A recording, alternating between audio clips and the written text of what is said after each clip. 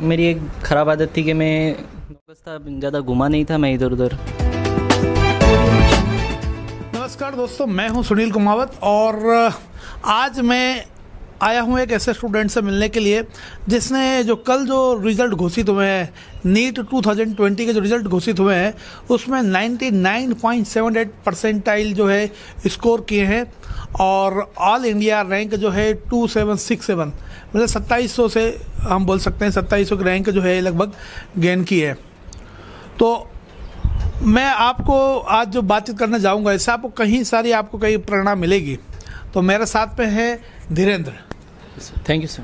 हाँ, तो धीरेन्द्र, अब आप ये बताओ कि कल आपने जो एग्ज़ाम दी है yes. तो इसके बारे में आप थोड़ा सा बताओ कि आपने तैयारी कहाँ से की है, आपका नाम क्या है, आप कहाँ से बिलोंग करते हैं yes. और ऐसी कोई बात जो आने वाले स्टूडेंट्स के काम में आए। yes. जैसा कि सर ने बताई दिया है कि मेरा नाम धीरेन्द्र सिंह राठौर है। मैं मध्य प्रदेश के झाबुआ डिस्ट्रिक्ट का रहने वाला हूँ, तहसील पेटलावद, और प्रोग्रेसिव एकेडमी से ही पढ़ा हूँ, नर्सरी से। तो मैंने नीट 2020 की तैयारी 10th के बाद में 11th और 12th से ही मतलब चल रही थी। मेरी पूरी NCERT पे फोकस था, ज़्यादा घुमा नहीं था मैं इधर उधर। बस यही था, टीचर्स की क्लासेस डेली अटेंड करता था। अच्छा। और यूट्यूब भी हेल्प किया है, बहुत हेल्प किया है इसके अंदर। नीट पैप, बायोमेंटर, उड़ान एंड ऑल ऑनलाइन का बहुत सहारा था। अच्छा, ऐसा जैसे आमतौर पर हम बात करते हैं कि भाई IIT है, नीट की एग्ज़ाम है, तो इनकी एग्ज़ाम की तैयारी करने के लिए आमतौर पर बच्चे जो है कोई कोटा जाता है या कोई इंदौर जाता है या बड़े शहर आमतौर पर जाते हैं। तो आप कोई बड़े शहर में आप कोचिंग करने गए हैं क्या? नहीं सर, मैं बचपन से ही पेटलावद में कभी कोचिंग तो की नहीं। कभी कोचिंग की नहीं है? Yes sir. तो यहाँ एक बात साबित होती है कि भाई ये हमारी गलत भ्रांति है, हमारा गलत धारणा है कि साहब जो है आप बड़े शहर में जाएंगे तभी आपकी बड़ी सफलता ग्रहण कर पाएंगे। तो आपका जो गांव है, यस गांव ग्राम पंचायत यही है? यस सर, ग्राम पंचायत मोर। Yes sir. गांव का नाम जो है मोर है और ये करड़ावत के पास में, करवड़ के पास में करवड़ जो है ये झाबुआ जिले में ही एक तहसील है। यस गाँव ही है। अच्छा, गाँव का भाई। तो मैं काफ़ी बधाइयाँ देता हूँ इस बात पर। Thank you sir. खैर, मैं इसके साथ ही 2-3 बातें और भी आपसे पूछना चाह रहा हूँ कि भाई जैसे आपने बायो की आपने तैयारी की होगी, फिजिक्स उसमें पढ़ा होगा। Yes sir. उस थोड़ा सब्जेक्ट के बारे में थोड़ा बताएं, कौन कौन सब्जेक्ट इसमें अपने को पढ़ना रहता है? सर, इसमें मेनली फोकस बायो, फिज़िक्स और केमिस्ट्री पे होता है। बायो से 90 क्वेश्चंस आते हैं और फिज़िक्स और केमिस्ट्री से 45 क्वेश्चंस आते हैं। लेकिन बायो तो सिर्फ एक सिक्योर करता है कि हाँ भाई आपका सिलेक्शन करना, लेकिन रैंक जो होता है वो फिज़िक्स और केमिस्ट्री डिसाइड करता है। उनका कंट्रीब्यूशन कम होता है लेकिन बहुत इंपॉर्टेंट होते हैं वो। अच्छा, तो आपने अपने कोई अलग से नोट्स बनाए या कहीं से नोट्स परचेज़ किए या ऐसा कुछ? नहीं सर, मेरी एक ख़राब आदत थी कि मैं नोटबुक्स बनाता ही नहीं था शुरू से। तो बायो की NCERT मैंने बहुत पढ़ी है, इतनी पढ़ी है, एक पेज बिखर गया उसका। अच्छा। बुक का बहुत पढ़ी है उसको। एक लाइन से ही क्वेश्चन बन जाते थे बायो में से।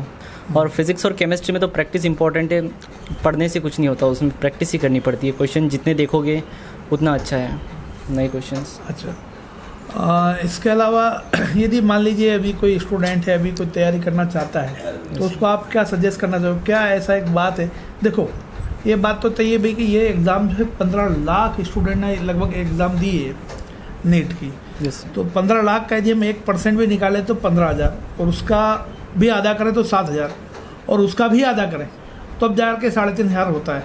तो आप उसमें उसी के अंदर हो, यानी कि 0.2% स्टूडेंट में से आप हैं। yes. तो ऐसी तो कोई तो बात होगी भाई कि आपने पढ़ाई में कि जो आपको लगता है कि हाँ ये चीज़ का मैंने ज़्यादा इस पर फोकस किया और इसका मुझे फ़ायदा मिला। यस सर, मुझे पढ़ना पहली बात तो साइंस सब्जेक्ट ही लिया था, मुझे इंटरेस्ट था साइंस में ही। मतलब इस सब्जेक्ट को पढ़ने में मुझे थकान नहीं होती थी, मतलब पढ़ जाओ, प्रैक्टिस, इससे बोरियत महसूस नहीं होती थी। सब्जेक्ट से बहुत प्यार था मुझे। ऊपर से इसके अंदर प्रैक्टिस और मेहनत भी की थी बहुत। बस यही है, टीचर्स अच्छे मिल गए थे, ऑनलाइन भी मिल गए थे। ऑनलाइन का बहुत सपोर्ट था। अच्छा, बहुत यूट्यूब। तो देखिए, ऐसा है कि ऐसा नहीं है कि आप जाए बड़ी कोचिंग पे जाए, बड़ा पैसा दे तभी आप जो है बड़ी अच्छी तैयारी कर सकते हैं। यूट्यूब आपके पास है, लेकिन आप उसका सही तरीके से यूज़ करेंगे। भैया आपका सिलेबस आपने देखा, सिलेबस में से फिर आप जो है जो टॉपिक आपको पढ़ना है उसको आप सर्च कर रहे हैं, फिर आप उसके नोट्स बना रहे हैं, फिर उस पर पढ़ाई कर रहे हैं। भाई यूट्यूब एक सोर्स है, अब वो सोर्स को आप कितना यूज़ करते हैं वो आपके ऊपर डिपेंड करता है। आपने आपके कहने का मतलब है कि आपने यूट्यूब वगैरह को भी काफ़ी यूज़ किया है। सर सही बात तो ये इस एग्ज़ाम की मतलब एक क्वेश्चन भी एनसीईआरटी से बाहर से नहीं आता है, एक क्वेश्चन भी नहीं आता, सभी एनसीईआरटी का ही होता है। जितने कोचिंग के मॉड्यूल्स होते हैं उसके अंदर से 0% आता है कुछ, बाकी कुछ भी नहीं आता है कोचिंग के मॉड्यूल से।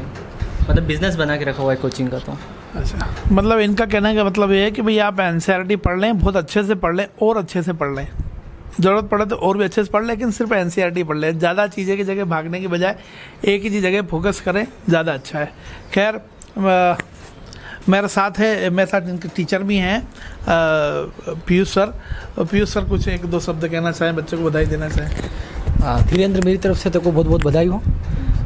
मैं ये जानना चाहूँगा कि केमिस्ट्री के लिए किस तरीके से प्रिपरेशन की थी, केमिस्ट्री के लिए क्या क्या किया था? केमिस्ट्री में सर मैं एनसीईआरटी पढ़ लेता था और प्रीवियस ईयर क्वेश्चंस करता था। उसके बाद में जो एनसीईआरटी एग्जाम्पलर आती है एनसीईआरटी की, ये वो भी बुक, बस उसके सभी क्वेश्चंस करने के बाद में कंसेप्चुअल डेवलपमेंट हो जाता था। उसके बाद मैं शॉर्ट नोट बना के कभी थोड़ा बहुत हुआ तो रिवाइज कर लेता फॉर्मूले, बाकी तो बस यही था। एनसीईआरटी बार बार पढ़ी इनऑर्गेनिक में, ऑर्गेनिक में। मेरे साथ इनके फिजिक्स टीचर भी हैं मिस्टर विकास पाटीदार सर। सर मेरा नाम विकास पाटीदार है, मैंने फिजिक्स पढ़ाया है धीरेन्द्र को। धीरेन्द्र बहुत बहुत बधाई, आपकी फैमिली को भी बहुत बहुत बधाई, आप नीट क्वालिफाई किए हो। मैं फिजिक्स से रिगार्डिंग कुछ पूछना चाहता हूँ कि जनरली लोग क्वांटम फिजिक्स को डिफ़िकल्ट मानते हैं, तुमने क्वांटम फिजिक्स कैसे तैयार किया? एक्चुअली सर क्वांटम फिज़िक्स कुछ इक्वेशंस पे बेस्ड होता है, लेकिन क्वांटम फिज़िक्स बिल्कुल भी रटने वाला नहीं है। मैं तो सोचता हूँ कि मतलब मॉडर्न फिज़िक्स से सिंपल और कुछ फिज़िक्स में है ही नहीं है। बस वही है, 2-4 कुछ फार्मूलेज हैं उसके अंदर, वो बस याद करने हैं, वो भी कुछ डिफ़िकल्ट नहीं है, प्रैक्टिस के साथ में हो ही जाते हैं, कोई रटने भी नहीं पड़ते हैं। और डेरिवेशन कोई इंपॉर्टेंट नहीं होते उसके अंदर, बस कंसेप्ट ठीक होना चाहिए, कंसेप्ट चेक होते हैं, इक्वेशन बनाना और उनकी मतलब इवेल्यूएट करना आना चाहिए आपको, बस उससे ज़्यादा कुछ नहीं आता। ठीक है भाई धीरेन्द्र, हम आपको जो है स्कूल की ओर से काफ़ी बधाइयाँ देते हैं। और ये पीछे पिताजी बैठे हुए हैं और आप दादाजी, है ना, बहुत बहुत शुभकामनाएं सर आपको, है ना। 15 लाख में से 2700 बच्चों में से आपका एक बच्चा है ना, तो मेरी तरफ से बहुत बहुत शुभकामनाएं। फिर मिलते रहेंगे किसी और ऐसी कहानी के साथ जिसमें आपको कोई प्रेरणा मिलती रहे, आपको कोई नई बात मिलती रहे। तब तक के लिए अलविदा, धन्यवाद।